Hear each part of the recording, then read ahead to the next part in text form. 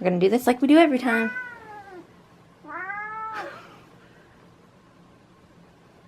I think he's pretty high on catnip because he definitely got into the secret stash that we keep above the TV.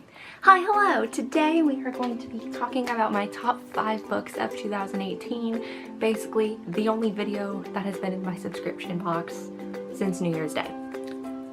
Here I am, adding to it. Hello. I have 5 books, obviously, I just said that I'm talking about. I was gonna do honorable mentions, but I only read 40 books this year, which, like, sucks. Because I usually can read up to, like, maybe 60, but I didn't, because I didn't read for, like, half the year. Read 40, picked my top 5, and I'm going to talk about them with you today. I'm not going in any particular order because I don't really remember when I read the first 4. Like, I don't remember the order they were in. The first book I listened to on audiobook, and that was Geekerella by Ashley Potson. And this book is so cute. It's a Cinderella retelling, basically, and it's about this girl named Elle who lives with her stepmom and her sisters after her father dies, and her father and her mother ran this, like, kind of San Diego Comic-Con kind of style convention, and after her mom died, her dad and Elle would do these things without her stepmom and her sisters. It was kind of their own thing.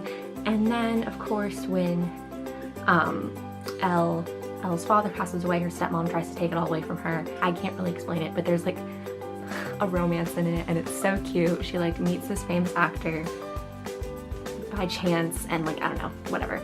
It's very cheesy, but it's so cute, so it doesn't matter. So I'm putting it as my top 5. Next book I'm talking about is Restore Me by Taheda Mafi, which is the 4th book in the Shatter Me series, which used to be a trilogy, and now we're getting 3 more books, Restore Me being the first of those 3 books. And wow, I was so unprepared for this book. I obviously read the Shatter Me trilogy probably like 2 years ago now. I didn't have time to read the trilogy before Restore Me came out, so I just kind of watched people's reviews of it, of each book, to kind of remind myself of the events and what order they happened, because series and trilogies just blend together for me after a while. I was not expecting the events of Restore Me. It always makes me sad that publishers don't release the paperback copies until like a year after the release, because then now I have all of my paperback copies of Shatter Me, all of the trilogy, and I'm gonna have hard copies of the last 3 books. But that's fine. I will get over it. It's a little pet peeve of mine. I just wish they would do that. But what are you gonna do? Next, I have Carry On by Rainbow Rowell, and I actually read this the first few days of 2018.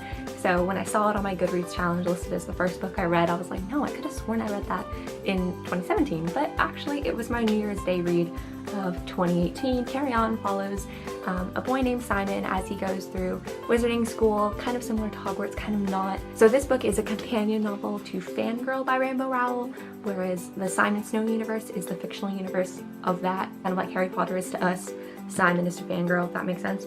And by popular demand, she wrote the Simon book, and I loved it, and it's adorable. And I really think if you want magical fantasy and vampires, what more could you need? The 4th book I read was Legend by Marie Lu. So this book is actually a read that I have been putting off for years, not even joking. I think I got this in like 2014 and I just never read it. And I read the first 2 books this year. I did not get to Champion, sadly.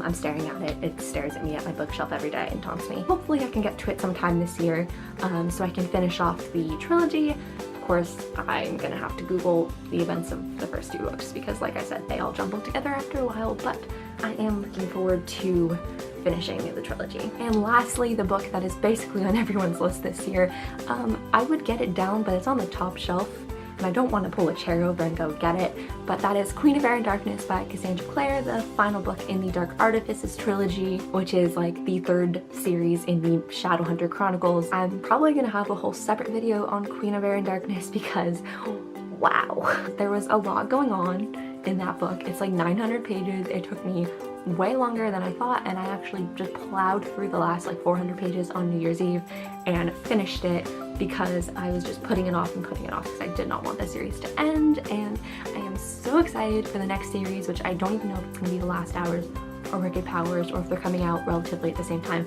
I don't know. I don't know any of that. I should probably look that up. That is it for today's video. Thank you guys so much for watching. Let me know in the comments what your favorite read of 2018 was, and hopefully we all have great reading years for 2019. I made my goal 40 books this year just because that's what I did in 2018, and I didn't accomplish my goal of 45 books for 2018, and 45 was also my challenge for 2017, I think.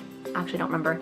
I just know I didn't finish 2017, and so not finishing 2 years in a row kind of makes me a little upset. We'll be fine. I already finished 1 book. We're doing great. Anyways, thank you guys so much for watching, and I will see you in my next video. Bye!